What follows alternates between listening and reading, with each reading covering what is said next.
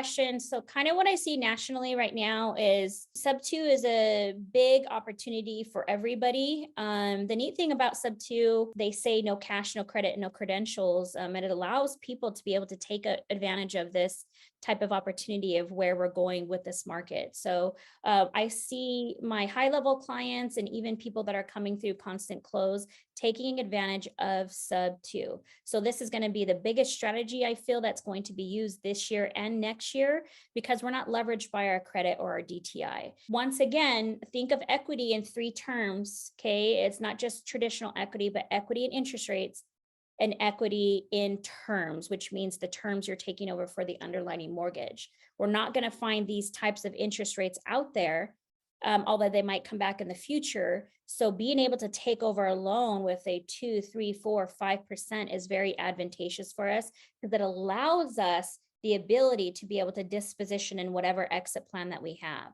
So that's what I see happening. That's what I see my coaching clients doing now. That's what I see all of my messages are is I'm getting into creative finance, generally sub two.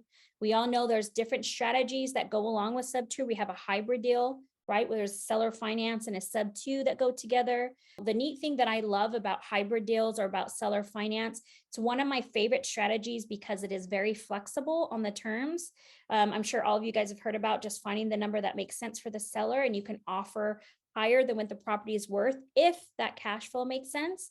So I definitely see creative finance is going to be the main way that people are going to be able to accomplish a lot of this wealth, which makes me super excited about that. And then I think the best opportunities right now are to be able to look for people in foreclosure. Like I said before, sub two, if they don't have any pain and they have a mortgage, have I seen it accomplished? Yeah, you can talk with people that don't have any equity in their property or that just have a problem, like they are just got divorced, they don't have equity, or maybe they do have equity, but they just want to be done with the transaction. So I would look for foreclosures.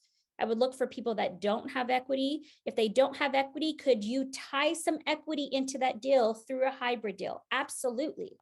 This all means that the ARV makes sense and that the cash flow makes sense. So that they don't have any equity, we can be able to take down their property hybrid or even sub two and give them a little cash, providing them a solution because there has to be a solution to have that exchange and it needs to be documented appropriately. So if they don't have any pain, what was the solution that you provided for them? Well, they didn't have equity. They didn't have pain. It wasn't past due, but you were able to do things of that sort. So always remember that the sub two can come with the seller finance, but definitely where we're going to be this year and next year, take advantage of foreclosures.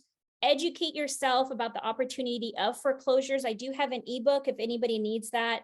It's for free and it teaches you how to push foreclosures off. So, but the foreclosures is a great place to start